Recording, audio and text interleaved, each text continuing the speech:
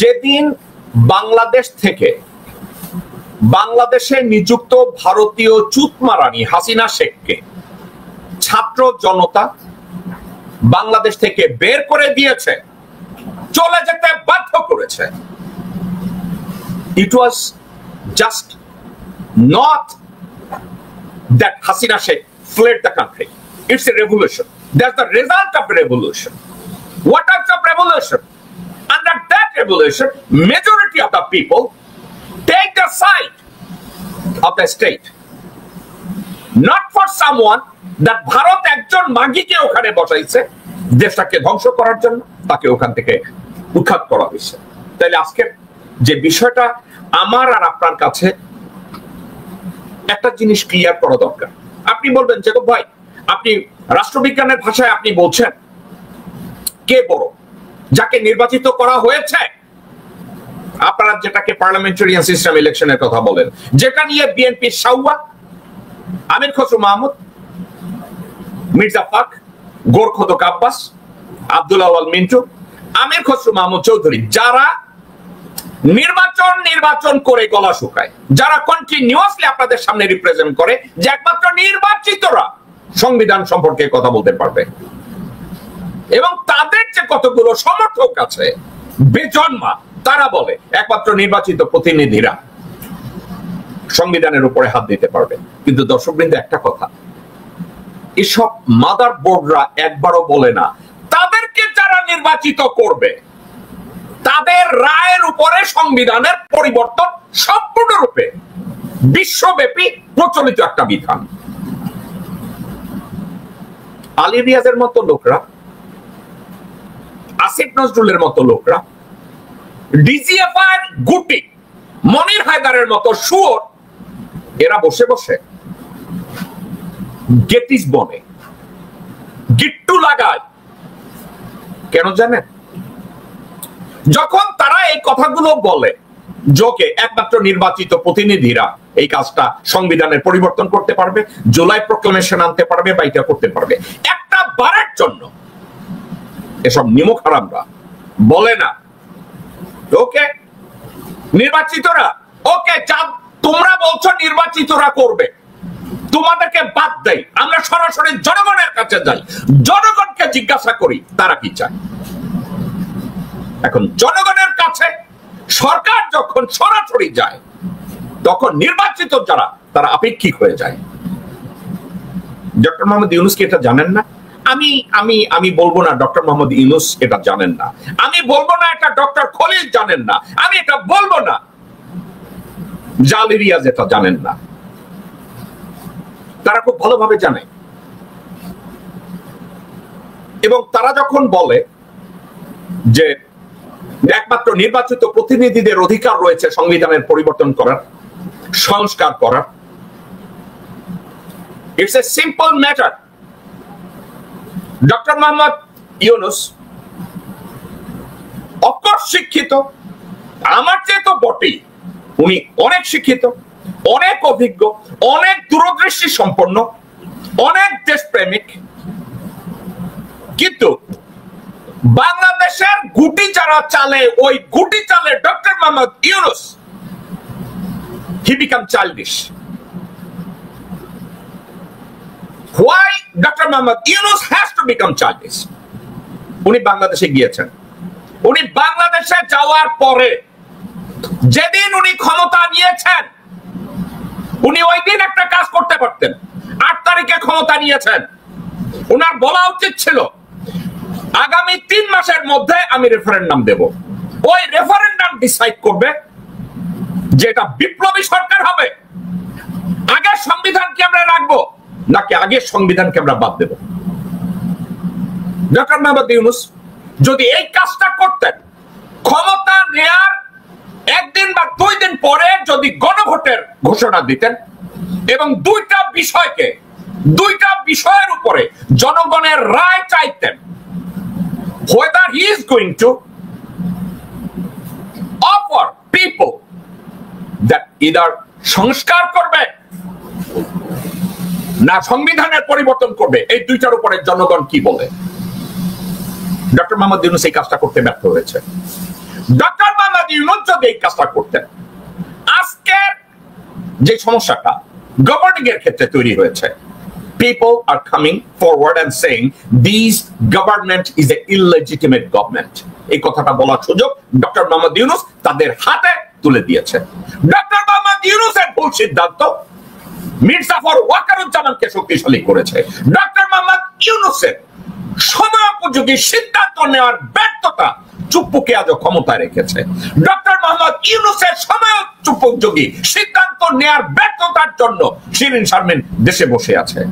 Doctor Mohammad ইউনূসের সময়োপযোগী সিদ্ধান্তের ব্যর্থতার জন্য ওয়াকারুজ্জামান এখনো সেনা প্রধানের চেয়ারে বসে আছে। আমার সাথে আপনারা দ্বিমত পোষণ করবেন, বি মাই গেস্ট। কিন্তু আপনাদেরকে আমি একটা কথা বলি, বাংলাদেশে ডক্টর মোহাম্মদ ইউনূস পাশ্চাত্যের মতো ভদ্রতা দিয়ে উনি সরকার চালাতে গিয়েছেন। দর্শক বন্ধু, আমি আপনাদেরকে একটা কথা বলি, একটা মেয়ে বা একটা ছেলে, একটা পুরুষ বা একটা মহিলা যখন প্রেম করতে যায় বা বিয়ে করতে যায়, তারা একজন আরেকজনকে সততার ভিত্তিতে বিশ্বাস করে, একজন আরেকজনের উপরে আস্থা রাখে। এটা বলা যাবে না এটা স্বামীর ব্যর্থতা অথবা স্ত্রীর ব্যর্থতা, এটা বলা যাবে না এটা ছেলের ব্যর্থতা বা এটা মেয়ের ব্যর্থতা। আজকের আমি ডক্টর মোহাম্মদ ইউনূসের ব্যর্থতার কথা এজন্য বলছি, উনি ভুল মানুষদের সাথে ভুল সভ্যতা উনি দেখাতে গিয়েছেন। লোকজন বলে জেকব মিল্টন গালি দেয়, আরে ভাই আমি কুত্তা দেখলে লাফতি দেই, আমি একটা বেশ্যাকে বেশ্যা বলি, আমি এক হুজুরকে হুজুর বলি, আমি এক পেস্টরকে পেস্টর বলি, এক গোবরখোরকে গোবরখোর বলি। In my views there is only two color I can see, one is white, another is black. That's all I can see. There is nothing in the world which can convince me otherwise. Doctor Mohammad Yunus আজকে একটা গ্যারাকলের মতো এক যন্ত্রের মধ্যে পড়ে উনি হাপিত্তেশ করছেন যে উনি এখন কোন দিকে যাবেন। উনি জুলাই প্রক্লামেশন দেওয়ার পরে এটাকে জনগণ মানবে, এটাকে এক্সিকিউট করবে, এটা কি করা সম্ভব, এটা নিয়ে ওনার মাথা খারাপ হয়ে গেছে। এখন ওনার চারপাশে উনি বসিয়ে রেখেছে মোমেনের আত্মীয়, আব্দুল মাল মোহিতের আত্মীয়, হাসিনার আত্মীয়। আর ওয়াকার ইদানিং কি করে, মেজর সাদেকের মতো লোকজন ধইরা এখন আমি এতদিন আগে আড়ালে আবডালে আওয়ামী লীগ করতে, এখন জনসমক্ষে ট্রেনিং করানোর জন্য আর্মির মেজরদের নিয়োগ দেয়। আপনারা শুনেন নাই এই আর্মির মেজরের কিভাবে জেনারেল ওয়াকার কিভাবে প্রক্লামেশন দেয়, কিভাবে সার্টিফিকেট দেয়, তাকে দেখেন। মেজর সাদেক নামে এক হুবরি এবং তার স্ত্রী সুমাইয়া জাফরিন এক পুলিশের এএসপি, তাদেরকে দিয়ে এখন ছাত্রলীগ যুবলীগদের ক্যাডার তৈরি করে তাদেরকে উত্তরায় এবং উত্তরখান দক্ষিণ খানে সব জায়গায় ট্রেনিং করাইতেছে। কার সহায়তায়? আপনি কি মনে করেন এটা জেনারেল ওয়াকার জানে না? আপনারা বলবেন এটা হাসিনা জানে, রেহানা শেখ জানে, বানর মুখ কামাল জানে। আর আপনি মনে করেন জেনারেল ওয়াকার জানে না? এটা র জানে, র এর তত্ত্বাবধানে করছে। আপনারা বলবেন এটা র এই কামাল জানে না, I am sorry Mir Jafar Waker জানে না। আপনারা এটা বলবেন, বলতেই পারেন, কারণ বাংলাদেশের লোকজনরা মুখের ভিতরে একটা ঘুষ লুকাইয়া তারপরে গিলা খাওয়ার পরে বলে আমি তো ঘুষ খাই না। অজু করে, অজু করার পরে ঘুষের টাকা হাতে নিয়ে পকেটে নিয়ে বলে আমি একটু তাহাজ্জুদ নামাজ পড়ে আসি। That is the character of our Muslim. কাকে কি বলবেন, কাকে কি বলবেন? এই মাদারবোর্ড মির্জাফর ওয়াকারুজ্জামান নামাজের ইমামতি করতে তারা এবং এক শ্রেণীর লোকজনরা বলে আহা কত বড় ধার্মিক। দর্শক বন্ধু, আজকে লাইভ আমি বেশি লম্বা করব না, আমি ঠান্ডা মাথায় একটা কথা বলি। সংবিধানের জন্য সিম্পল একটা জিনিস এবং জুলাই প্রক্লামেশনের জন্য সিম্পল একটা জিনিস। আমি এটার উপরে যে আজকের লেখাপড়া করেছি তা না, আমি সংবিধানের উপরে অনেক বছর লেখাপড়া করেছি। পৃথিবী ব্যাপী আপনারা যখন সংবিধানের সংস্করণ, ইংরেজিতে যেটাকে বলে amendment of the constitution, otherwise replace existing constitution, বর্তমান সংবিধানকে যদি পুরোপুরি পরিবর্তন করা হয়, পুরোপুরি পরিবর্তনের জন্য দুইটা জিনিস লাগে। একটা গণভোট, এবং এই গণভোটটা এটা প্রথা সিদ্ধ একটা নিয়ম, পৃথিবীব্যাপী প্রথা সিদ্ধ প্রচলিত একটা বিধান, একটা গণভোট, একটা রেফারেন্ডাম। গণভোটে বলবে আপনি কি বর্তমান সংবিধানের পরিবর্তন চান, ইয়েস অর নো। যেই মুহূর্তে বলবে বর্তমান সংবিধানের পরিবর্তন চান, এর অর্থ the people of a republic are in favor of ratifying a constitution, dissolve the old one, ratify the new one.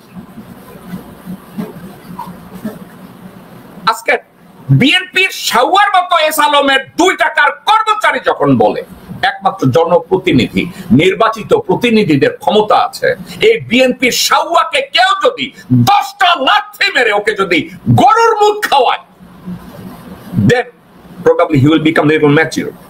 Sometimes he acts like he knows a lot, but question is, এই লোকটা যদি এত কিছু জানে তাহলে বিশ্বের প্রচলিত একটা বিধানের কথা এই কুত্তার বাচ্চা জানবে না? বিশ্বব্যাপী একটা প্রচলিত বিধান, এটার কথা আব্দুল্লাহ ওয়াল মিন্টু জানবে না? বিশ্বব্যাপী একটা প্রচলিত বিধান, এটা আমির খসরু মাহমুদ কুত্তার বাচ্চা এটা জানবে না? দর্শকবৃন্দ, বাংলাদেশের ভাগ্যে কেন যেন একটা দুর্ভিক্ষ। আমরা বাংলাদেশিরা জন্মগ্রহণ করেছি দুর্ভাগ্য নিয়ে, দুর্ভাগ্যের দুর্ভিক্ষ নিয়ে। কেন জানেন?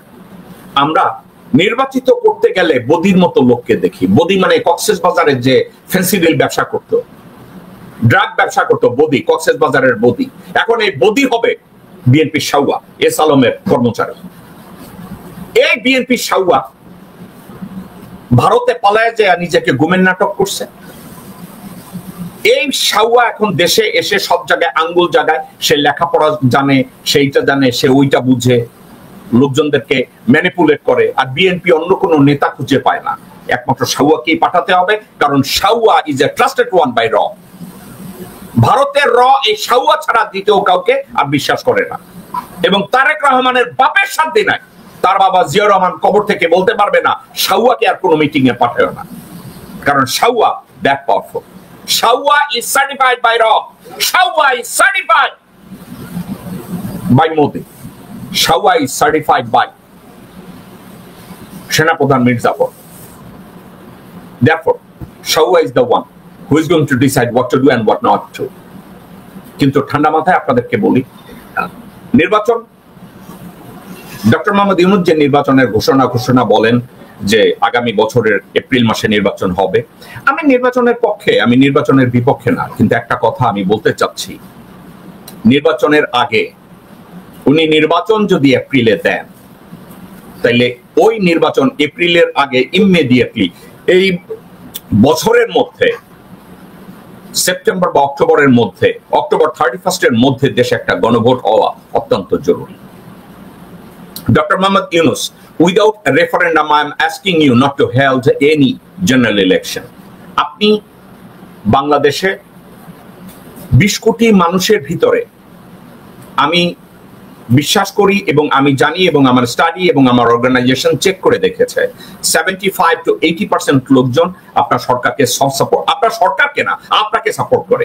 দে think you are one of the icon, যে তারা সারা জীবনে আপনার মতো একজন শিক্ষিত, মার্জিত, দেশপ্রেমিক একজন ব্যক্তিকে তারা পছন্দ করেছে সরকার প্রধান হিসাবে।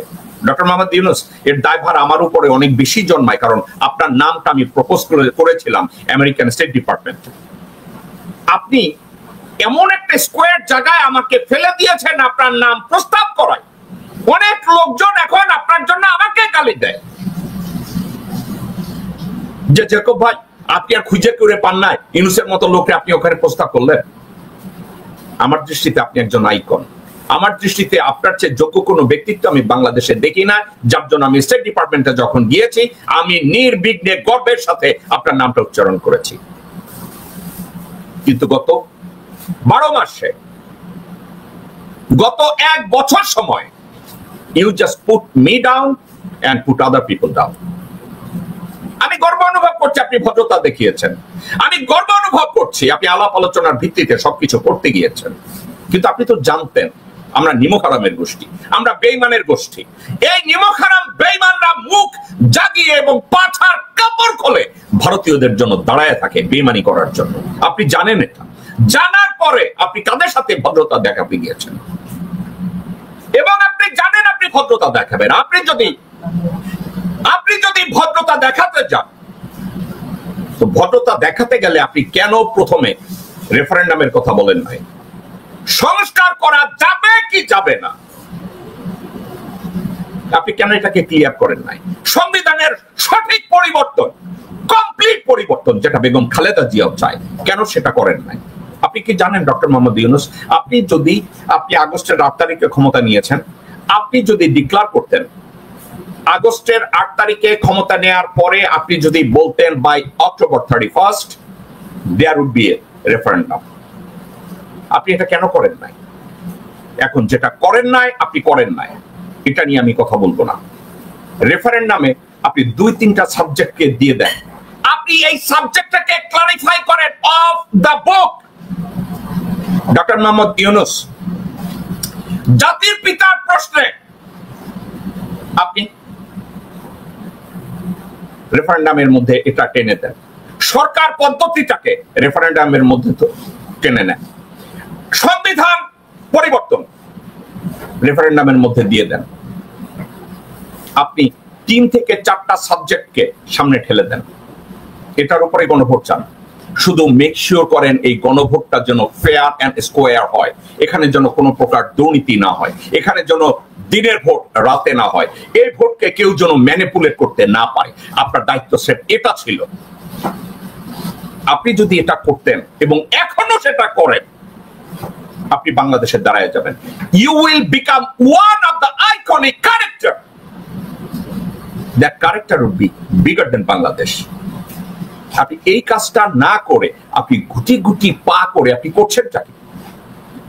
আপনার চারপাশে শত্রু দ্বারা বেষ্টিত একজন মানুষ, আপনি জনবিচ্ছিন্ন একজন মানুষ, আপনাকে জনবিচ্ছিন্ন করা হয়েছে। আপনার ফ্রন্ট অফিস দখল করে আছে ভারতের র, আপনার ডোর দখল করে আছে ভারতের র, আপনার অন্তর্বর্তীকালীন সরকার এর মধ্যে বসে আছে কতগুলো এনজিও টাইপ চাকর বাকর শ্রেণীর লোকজন। আপনি কি করছেন? আপনি কি করছেন? যারা আজকের আপনার সামনে বসে কথা বলার যোগ্যতা তো দূরে থাক, যাদের কোনো অস্তিত্ব নাই, তারা আজকের আপনাকে সংবিধান শেখায়। যারা আপনার পায়ের নখের যোগ্য না, তারা আজকের আপনাকে লেখাপড়া শেখায়।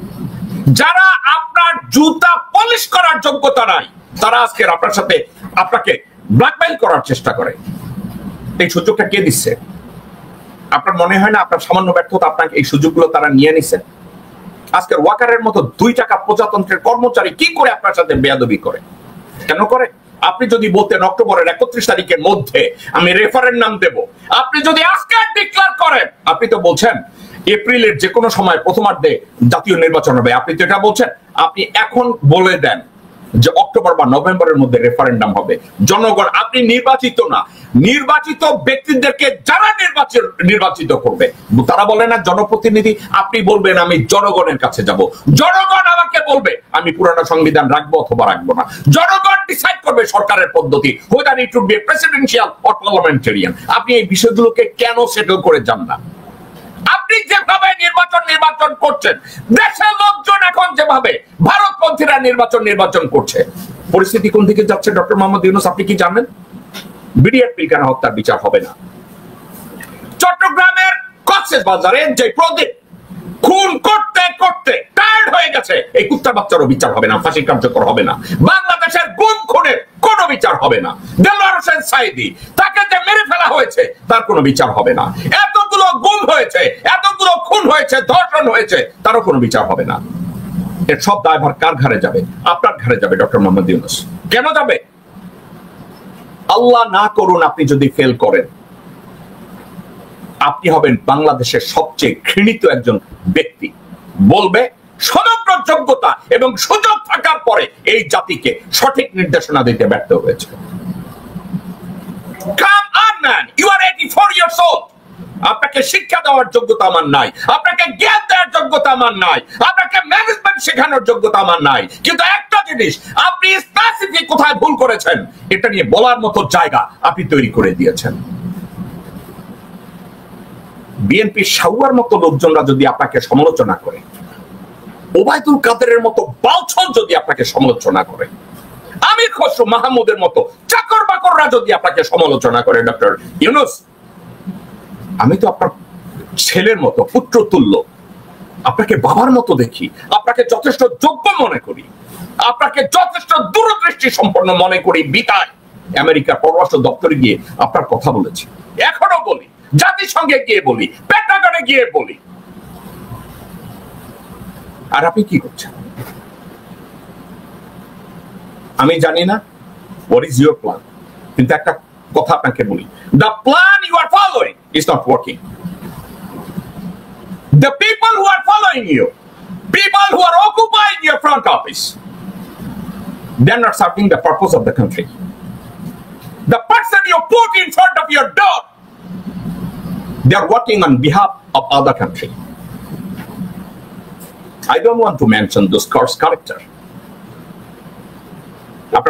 আপনার ঘরের দরজায় বসায় রাখবেন মতির আর মাহফুজা নামের এক কর্মচারীর বউরে, আর ওইটা দিয়ে আপনি দেশপ্রেম দেখাবেন? এটা হয় না।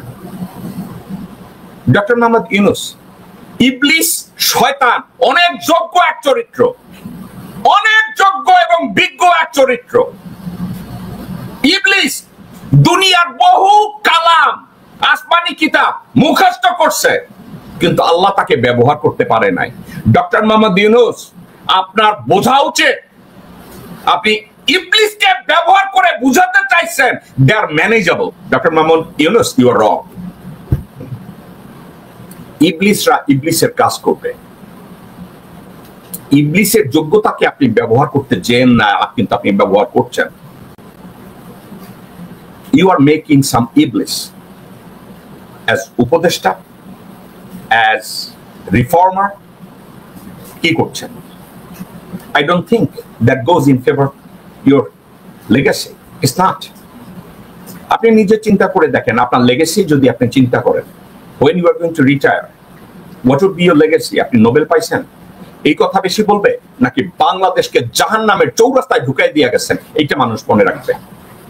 আপনার কবরের উপরে মানুষ ঝাড়ু মারবে।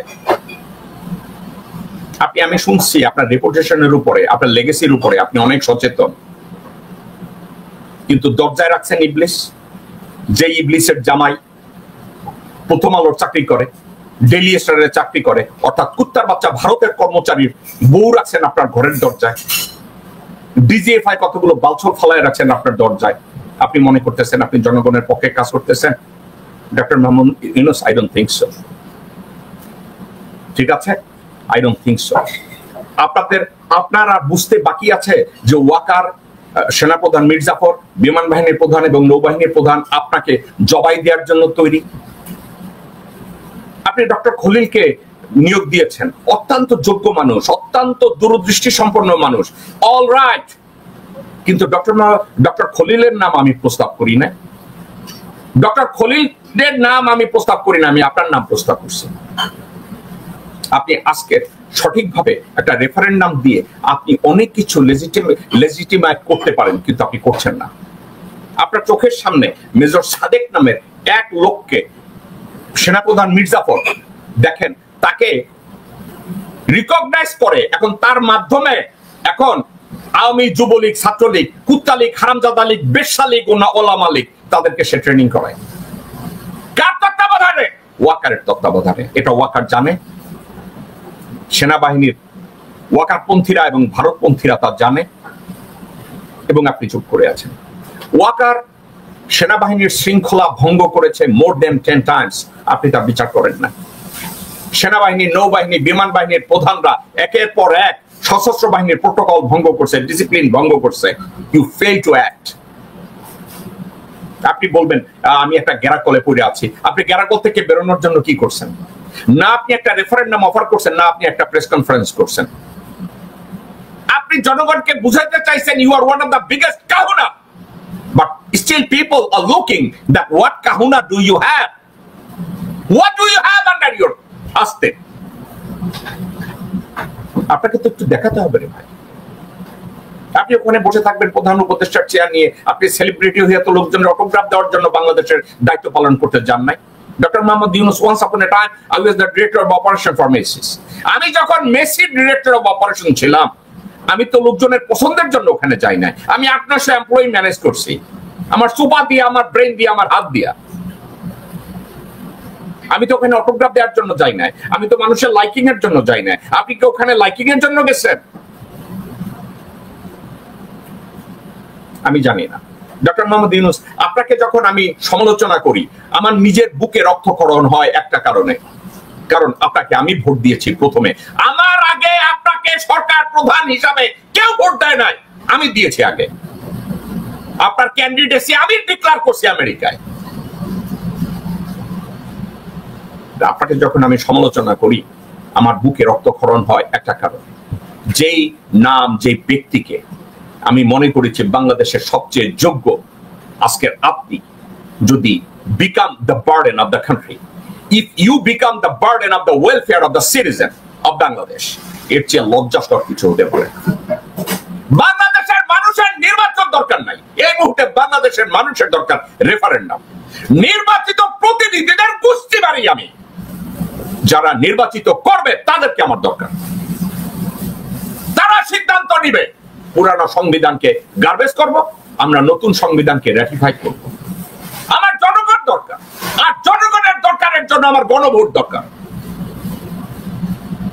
আপনি একটা গণভোট দিলে ওয়াকা পাতের মতো সোজা হয়ে যাবে। আপনি যদি গণভোট দেন, আর এই গণভোটের মাধ্যমে যদি আপনি সংবিধানটাকে সম্পূর্ণরূপে পরিবর্তন করে দেন, আপনি বলছেন আপনি জুলাই প্রোক্লামেশনের মাধ্যমে আপনাদের সবের কাজের বৈধতা দিবেন, এনসিপির বৈধতা দিবেন। আপনারা আমি বলি, লোকজন আপনাদের বুড়ো আঙ্গুল দেখায় দিবে। এনসিপির ছেলেপানরা এই মুহূর্তে এখনো অপরিপক্ক, ওদের দ্বারা যদি বাচ্চা পয়দা হইতো তাহলে ম্যাচিউর লোকরা বিয়া করতো না, তাহলে 10 বছরের বাচ্চারা বিয়া করে বসতো। Doctor Mohammad Yunus, still you have time, please act with force, act with maturity based on the characteristics of our nation। আমাদের দেশের বেঈমানের জাতিকে, এদেরকে শক্তভাবে যদি আপনি দমন করতে না পারেন, তাহলে মেজর সাদেক একজন আজকের ছাত্রলীগ যুবলীগকে একত্র করার ট্রেনিং করাচ্ছে। মেজর সাদেক ঘরে ঘরে জন্ম নিয়ে বাংলাদেশের পাছায় বাস দেবে, দেশকে ভারতের অন্তর্ভুক্ত করবে। এর বাইরে আর কোনো কথা নাই। আপনাকে বুঝতে হবে, বাংলাদেশের জনগণকে টেকানোর জন্য, 20 কোটি মানুষকে প্রথম স্বপ্ন দেখানোর জন্য আমি যে গভর্নমেন্টটা মনে করেছি, you are the fittest character. Read my lip, doctor Mohammad Yunus. আল্লাহ না করুন আপনি যদি ব্যর্থ হন, আল্লাহ না করুন আপনি যদি ব্যর্থ হন, আপনি যদি ব্যর্থ হন, বাংলাদেশের 20 কোটি মানুষ জীবনে আর কোনদিন শিক্ষিত, দূরদর্শী, বিশ্ববরেণ্য কোন মানুষকে আর বিশ্বাস করবে না। You will be the last person. Bangladesh হারিয়ে যাবে ধ্বংসের এক অতল গহ্বরে, কেউ ঠেকাতে পারবে না, এবং এর জন্য দায়ী হবেন আপনি।